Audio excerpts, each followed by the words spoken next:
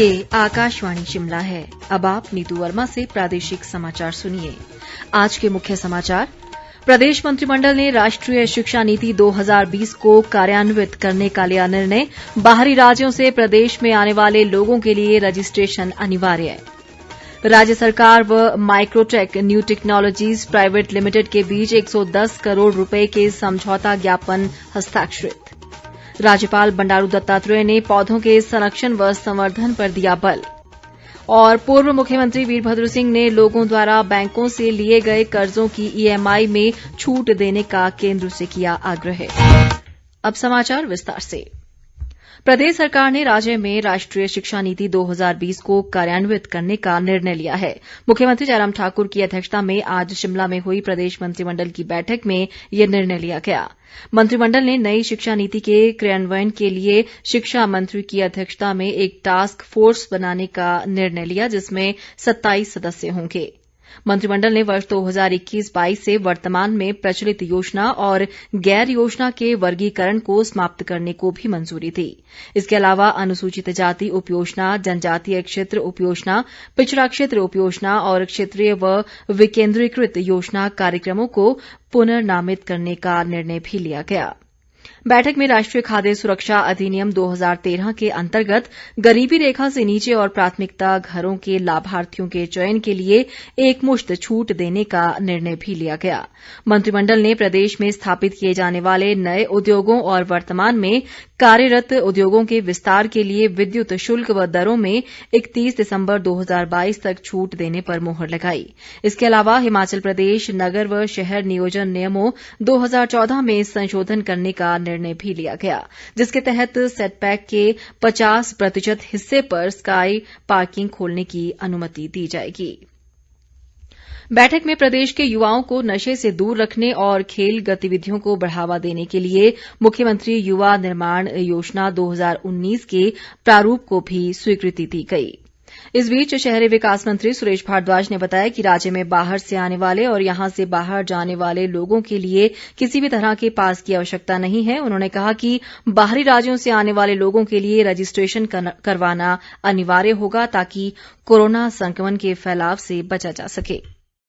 Government of India का home ministry का जो लेटर आया है, हमने वैसे ही ओपन रखा है, पास नहीं है, सिर्फ रजिस्ट्रेशन करानी है। रजिस्ट्रेशन इसलिए है ताकि ट्रैक एंड ट्रेसिंग जो है वो केसेस की हो सके, इसलिए इंटरस्टेट नो पास एंट्री फ्री, लेकिन रजिस्ट्रेशन जो है वो कराना बाहर से जब आता है तो जरूरी होगा।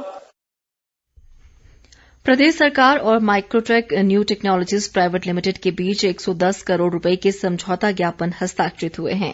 मुख्यमंत्री जयराम ठाकुर की मौजूदगी में आज शिमला में प्रदेश सरकार की ओर से निदेशक उद्योग हंसराज शर्मा और Microtek new technologies private limited के अध्यक्ष सुबोध गुप्ता ने इस समझौता ज्ञापन पर हस्ताक्षर किए। सोलन जिला के बद्दी स्थित इस कंपनी के साथ थर्मामीटर, यूपीएस, इन्वर्टर्स और ऑक्सीमीटर सहित अन्य विद्युत उत्पादों की विनिर्माण इकाई की स्थापना के लिए ये समझौता ज्ञापन हस्ताक्षरित हुआ है। ये इकाई मार्च 2021 तक बनकर तैयार हो जाएगी और इसमें करीब 450 लोगों को रोजगार मिलेगा। सुबोध गुप्ता ने कंपनी की ओर से मुख्यमंत्री को 1000 थर्मामीटर भी भेंट किए। उद्योग मंत्री बिक्रम ठाकुर भी इस अवसर पर मौजूद रहे। मुख्यमंत्री जयराम ठाकुर ने आज शिमला स्थित भाजपा मुख्यालय दीपकमल में प्रदेश भाजपा कार्य समिति की कल होने वाली सेमी वर्चुअल बैठक की तैयारियों का जायजा लिया। इस दौरान मुख्यमंत्री ने बैठक को लेकर भाजपा प्रदेश अध्यक्ष सुरेश कश्यप के साथ विस्तृत चर्चा की। सुरेश कश्यप ने बताया कि इस दौरान भाजपा के राष्ट्रीय महामंत्री अनिल जैन और राष्ट्रीय सचिव तरुण चुग वर्चुअल माध्यम से पार्टी पदाधिकारियों व कार्यकर्ताओं का मार्गदर्शन करेंगे। केंद्रीय वित्त राज्य मंत्री अनुराग ठाकुर और पूर्व मुख्यमंत्री शांता कुमार व प्रेम कुमार धूमल भी वर्चुअल माध्यम से बैठक में भाग लेंगे। ग्रामीण विकास व पंचायतीराज मंत्री वीरेंद्र कंवर ने कहा है कि पंचायतों के गठन के लिए अनुमोदित मापदंडों के अनुसार प्रदेश में 230 नई पंचायतों का गठन प्रस्तावित है।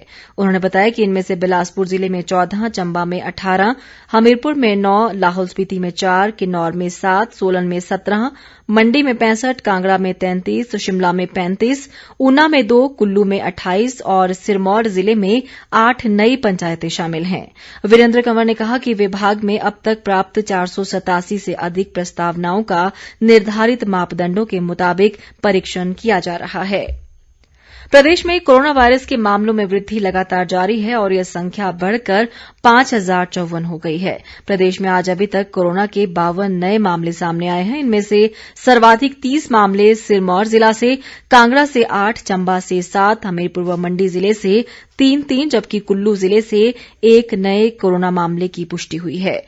मौजूदा समय में 1460 कोरोना रोगी उपचाराधीन है और अब तक 3513 लोग कोरोना को मात देकर स्वस्थ हो चुके हैं।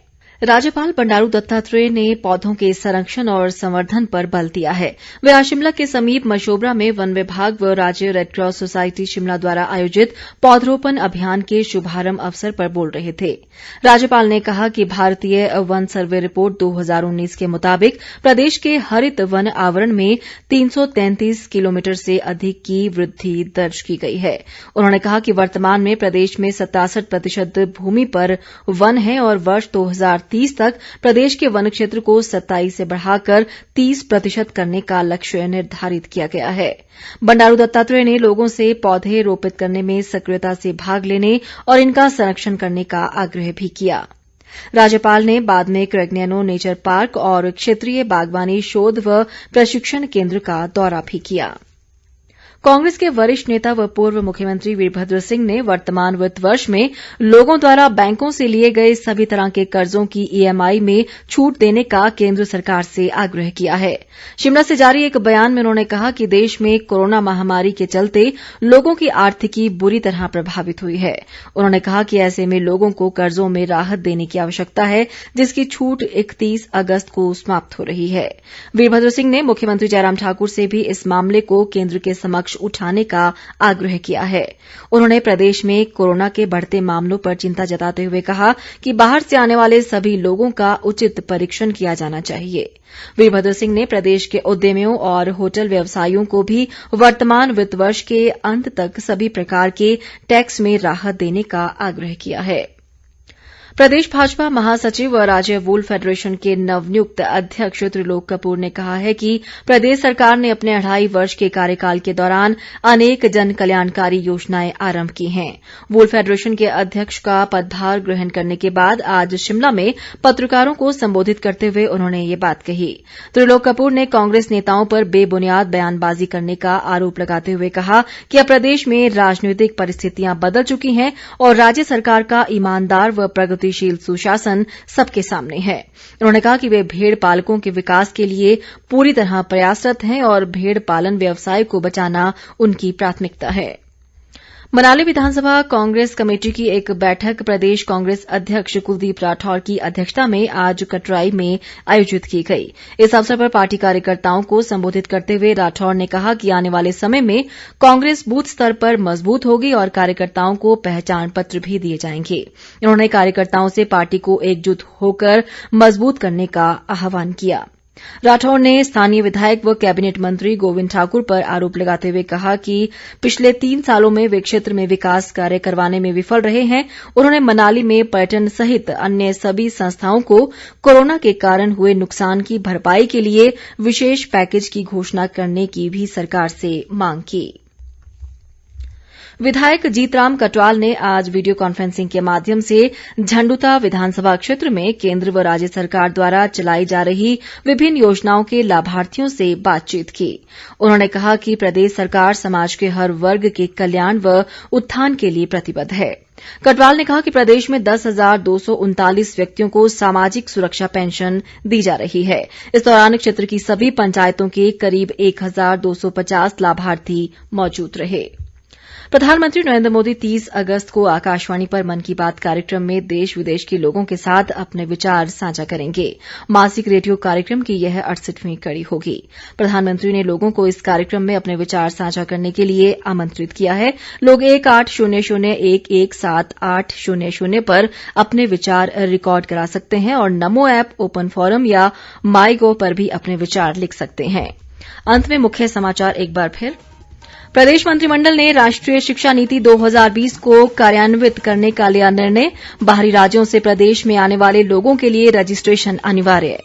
राज्य सरकार व Microtek new technologies private limited के बीच 110 करोड़ रुपए के समझौता ज्ञापन हस्ताक्षरित। राज्यपाल बंडारू दत्तात्रेय ने पौधों के संरक्षण व संवर्धन पर दिया बल।